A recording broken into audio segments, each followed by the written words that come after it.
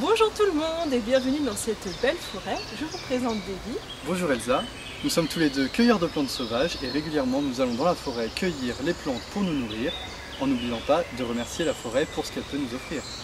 Et aujourd'hui nous vous proposons de commencer par une plante fabuleuse, l'ail des ours.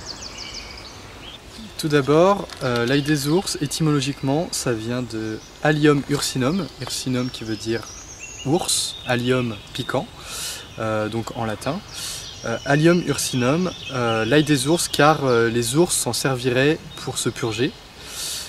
C'est une plante qu'on appelle aussi l'ail sauvage ou l'ail des bois, tout simplement parce que c'est une plante commune qu'on retrouve et que c'est l'ancêtre de l'ail cultivé. L'ail des ours, ça va commencer au mois de mars par chez nous. Ça commence avec ces belles feuilles en fait. Et à partir de mi-avril, mai, juin, nous verrons les fleurs d'ail des ours qui vont arriver. Donc là on reconnaît bien l'ail des ours avec ce très long limbe et ce long pétiole. On peut la confondre facilement avec la feuille de muguet qui lui ressemble énormément. Mais pour être sûr de ne pas confondre, il suffit de sentir. Il n'y a que l'ail des ours qui sentira autant l'ail et le muguet ne le sent pas. Pour reconnaître les feuilles des ours, c'est très simple. On regarde simplement le format de la fleur qui ressemble à une ombrelle, à un parapluie. On appelle ça tout simplement une ombelle. Une ombelle, c'est-à-dire que sur toutes les fleurs vont partir du même point et vont finir en parapluie. Ça fait des fleurs très blanches qui sont joliment accommodées en pesto blanc hein, si l'on veut. Donc si on regarde plus précisément les fleurs, on voit qu'il y a 6 pétales blancs, 6 étamines hein, qui sont les organes mâles en fait avec du pollen. D'ailleurs en ce moment il y a du pollen partout sur les tiges et sur les feuilles. Et puis là on voit que la fécondation a commencé puisqu'il y a 3 carpelles, donc l'organe femelle, qui a été fécondé et qui du coup donnera des graines dans quelques semaines.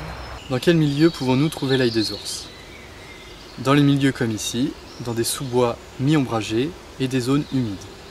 En général, aux alentours de l'ail des ours, vous trouverez toujours un point d'eau, une rivière, un fleuve. L'ail des ours ne pousse jamais seul, ça fait de véritables colonies, donc comme vous pouvez le voir derrière moi, il y en a absolument partout. Et puis enfin, vous pouvez aussi vous laisser guider par votre nez, puisque ça sent l'ail assez finement et qu'on ne peut pas se tromper quand on en a autour de soi.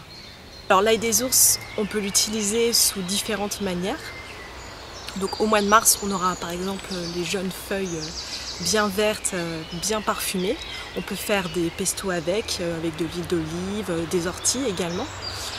On peut également les faire cuire à l'étouffée comme des épinards. En fait, ça s'utilise un petit peu comme un épinard. Donc c'est très bon, ça parfume bien les salades aussi en cru. Et avec les fleurs qui poussent plutôt donc à partir du mois d'avril, on peut toujours faire des pestos. Donc les fleurs sont un peu plus parfumées, en fait, elles sont plus puissantes. Donc attention à ne pas en mettre trop non plus hein, pour une question de goût.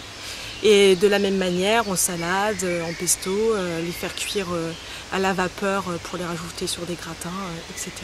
Alors j'espère que vous avez trouvé cette vidéo passionnante et que vous avez envie d'en savoir plus sur plein de plantes sauvages. Donc vous pouvez suivre nos activités en Touraine. Nous on s'appelle Calica. On a un site internet www.calica-loire.com. Vous trouverez dessus nos dates de sortie et les événements qu'on organise autour des plantes sauvages comestibles et médicinales. Alors ce qu'on organise assez régulièrement, c'est des sorties botaniques pour vous apprendre à reconnaître les plantes sauvages autour de chez vous, pour savoir quoi en faire et comment les utiliser. On organise également des cueillettes avec des ateliers cuisine pour vous apprendre concrètement à cuisiner les plantes.